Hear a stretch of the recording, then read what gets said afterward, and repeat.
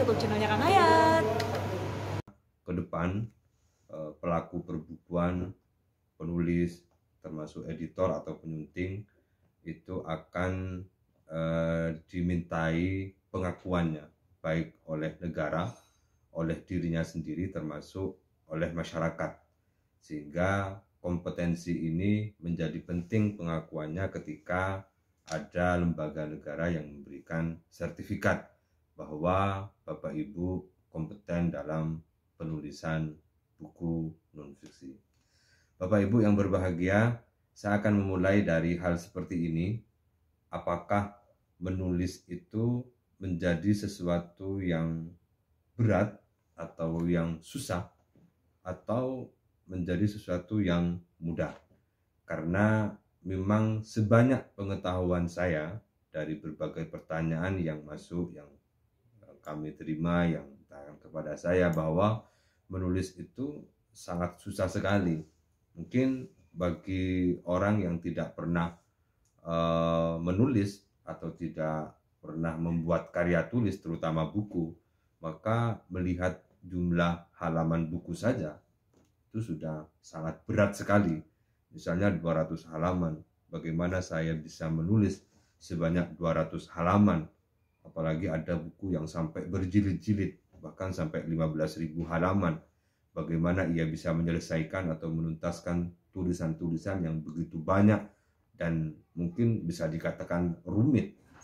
Sehingga untuk memastikan bahwa menulis itu mudah, maka mohon nanti Bapak Ibu bisa kita sharing bersama ketika saya sudah menyelesaikan pemaparan ini.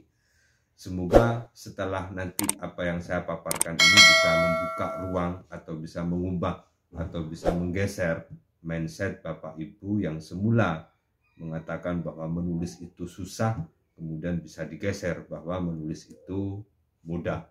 Kenapa orang mengatakan, atau banyak di antara kita atau di sekeliling kita misalnya, bahkan Bapak Ibu dosen, banyak mengatakan bahwa menulis itu sangat sulit sekali, tidak mudah. Kenapa? Mungkin bagi Bapak Ibu yang tidak biasa melakukan aktivitas menulis, atau tidak biasa menulis misalnya, atau tidak pernah belajar untuk memiliki sebuah karya, maka menulis itu akan sulit. Kalau misalnya kewajiban kita sebagai seorang akademisi, sebagai seorang praktisi, sebagai seorang dosen, guru, yang kemudian memiliki tanggung jawab atau kewajiban untuk bisa menyampaikan atau bisa menyebarluaskan ilmu pengetahuan, salah satunya adalah dari menulis. Maka sulit menulis itu dikatakan atau ditanamkan kepada diri kita ketika kita tidak biasa melakukan, atau kita tidak pernah mau belajar untuk bisa memiliki sebuah karya, terutama karya buku. Akan mudah ketika kita sudah misalnya biasa menulis artikel, menulis paper, lebih-lebih menulis buku misalnya, maka ini akan dengan sendirinya bahwa menulis itu sudah menjadi pekerjaan dan kebutuhannya, yang tidak kemudian hanya sekedar misalnya iseng, hanya sekedar menjadi tujuan sementara, tetapi bahwa menulis itu adalah sesuatu yang sudah biasa kita lakukan dan terus belajar untuk bisa melahirkan sebuah karya, maka sesungguhnya menulis itu adalah mudah. Jadi sulit dan mudahnya menulis itu sesungguhnya tergantung dari mindset kita. Kalau kita mempersulit dalam proses penulisan, maka selalu akan dibayangi dengan yang namanya menulis itu adalah sulit, menulis itu adalah susah. Tetapi kalau kita mau mengubah mindset itu dan menggeser mindset itu menjadi sesuatu yang mudah, maka insya Allah mudah bisa kita lakukan dalam proses menulis. Mau menulis apapun, mau nulis buku, mau nulis hal-hal yang lain, mau nulis artikel yang diterbitkan di jurnal, insya Allah sangat mudah sekali. Tergantung dari bagaimana kita membangun dan memanajemen mindset itu sendiri. Mengapa Bapak Ibu kita perlu menulis?